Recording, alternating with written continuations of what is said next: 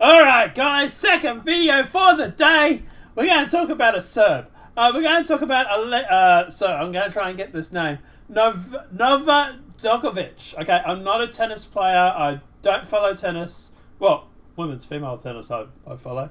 But at the end of the day, he is the Australian #1 title holder, I believe, for tennis. So what happened?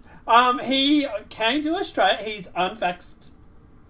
He came to Australia to compete in the Australian Open, which he currently holds the world title for, mind you. And he was arrested at the terminal because they claimed that he was unvaxxed and that he did not have a valid exemption. He then took it to court. The court said he has a valid exemption.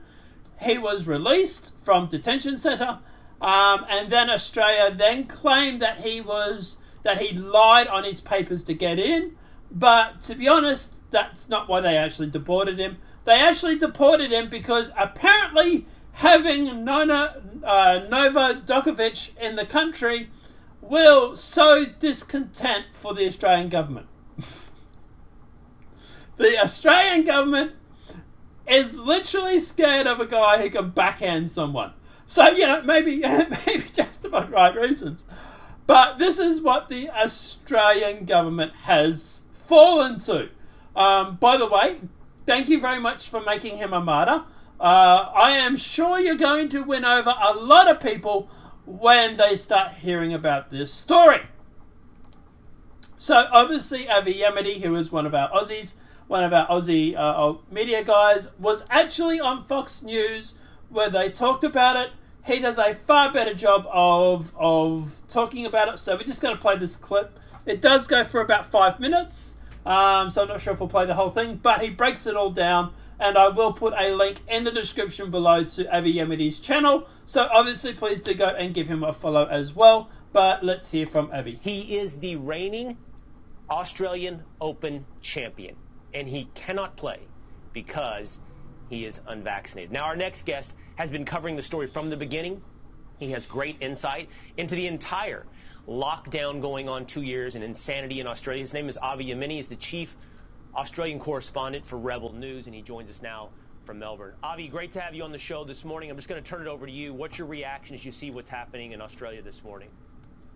Well, thanks for having me. It's been an insane week, but a couple of corrections. It's not actually that the government appealed it and won the appeal. That's not true.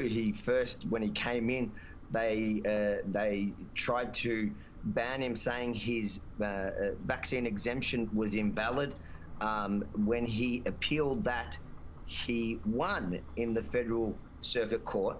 And what then transpired is the government claimed that he'd lied on his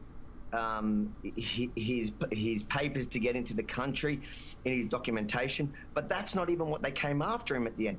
At the end, the Minister of Immigration exercised his discretionary power to remove Novak Djokovic for the reason that his mere presence in the country would essentially incite dissent. He said, citing that he was a risk to civil order. So him being here, not that he was unvaxxed, but that people perceived his way of thinking, his belief to be anti-vax, and that could inspire people not to get vaccinated in a country where we're, 90%, or in a state 93% vaccinated. It is crazy what happened here today. Yeah, I mean, everything in Australia seems crazy to me these days. I guess my question to you is, I get how the government feels about this. It's a little surprising in the post-Omicron era where we now know that the vaccinated are spreading it. But how do the Australian people feel about it? Where do they stand? Because this was such an international story that put a spotlight on what they've been going through as well. I think a lot of Australians were really angry in the beginning when Novak got an exemption because, as I said, over 90%, at least in Victoria, are double vaccinated. And that's not because people chose to. It's because pretty much to live life here, you need to be fully vaccinated. So people felt like they were forced to get vaccinated, but then this superstar came here and he was given an exemption. I think the federal government here rode that wave and felt like they had an opportunity to win some political points, and they essentially went to take him out on the most bizarre reason. It's not, again, that he's unvaccinated. That today the immigration minister conceded that his vaccination exemption was absolutely kosher. It was fine. It was over the fact that they said he was potentially inciting dissent. And one of the things that they cited as evidence, which I found quite interesting, is that before the vaccines were even available, that he'd questioned the idea of a vaccine, or he said that he was no expert, but he would see at the time, but he wasn't really interested in vaccines. That was the only real evidence that the state had that he was ever kind of anti-vax. The interesting thing is that was at a period of time that Joe Biden and every Democrat in America was having a go at the vaccines. It was during the period that Trump was talking about the vaccines. And back at that time, being anti-vax was actually the right kind of position to have. So it is a really, really bizarre situation that's happened here. But there is, listen, a lot of people were angry about Novak being here. I think Australians are going to look back at this period with a lot of shame. Avi, you raised so many great points. This idea that he would incite dissent. You know, dissent is something Americans are quite proud of, although it's been being squelched here as well, and we've seen it actively by big tech. But the fact that the government would say dissent not allowed, what does that tell you about the current state of politics, of power in Australia? A lot of people look over at Australia and don't recognize a thing we used to think it was. Look, I lived here my whole life and I don't recognize it. The last 2 years has absolutely changed Australia, and day by day it gets worse. As we're coming out of this pandemic, as we're learning to live with it, it seems like we're being stripped more and more of basic fundamental human rights, and it's really, really sad. And I hope, like probably many Aussies, that we come out of this okay and we're able to get back the Australia we once had, but it is looking harder and harder as we go forward. Avi Yemini of Rebel News. So that's him summing it up, and I just wanted to play that because he does a far better job than I can. But at the end of the day, yeah, so that's the real reason that Djokovic has been banned from Australia. Now, the funny thing is that they're claiming that he might not be able to play in France even because he's unvaxxed. But the French Open says the French sports minister said that's not true, that he will be able to be played. So I don't know who's spreading the information that he might not play in France. I have a sneaking suspicion it might be some Australian officials who are trying to save the egg from being on their face. But at the end of the day, France has said no, he will be able to play if he is unvaxxed. So obviously the interesting thing is John Enro was on ESPN and has ripped Australia for its handling of the situation, saying that it is BS. So who is John Enro? Well, he is a former tennis player.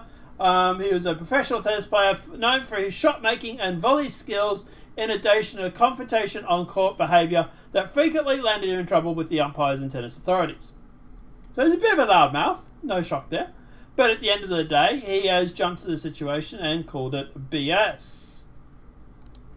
And obviously tennis legend John Enro launches into a bizarre, it's not really bizarre, pro-Novak rant and questions whether he really did do a photo shoot while COVID positive, despite the star admitting to himself. Whatever. But at the end of the day, obviously, total BS. John Enro unleashes a fiery defense of Novak, then awkwardly retreats after learning the facts. So the media light is obviously far left is claiming, but whatever. So obviously there's that. Look, at the end of the day, I think this whole situation looks really, really bad for Australia. I think, like Avi Yemidi says, I think at the end of the day, Australians are going to look back at the situation and go, we really screwed the pooch on this one. At the end of the day, look, I'm not vaccinated myself. I am unvaxxed. Pure blood. Woo! At the end of the day, there are limitations on what I can and can't do. I am a second class in my own country. Yeah, and my parents wonder why I'm thinking about moving to the US. As I said to them, I don't want to be a second class in my own country. And if they won't stand up and fight for people like me, then why would I stay here? But guys, let me know your thoughts are in that comment section below. To be honest, I think this is disgusting. Look, whether you're vaxxed or unvaxxed, what's that got to do with you playing tennis? And to be honest, like I said, he wasn't deported because of his stance or because of his vaccination. Or because of his vaccination status. He was deported because apparently him being in the country is a civil dissent. It will cause civil dissent. So, basically the excuse they use to go through and ban people from the country because they can't find any other excuse to use it. Like Lauren Southern. They tried to claim the same thing with her and Stefan Molyneux and stuff like that.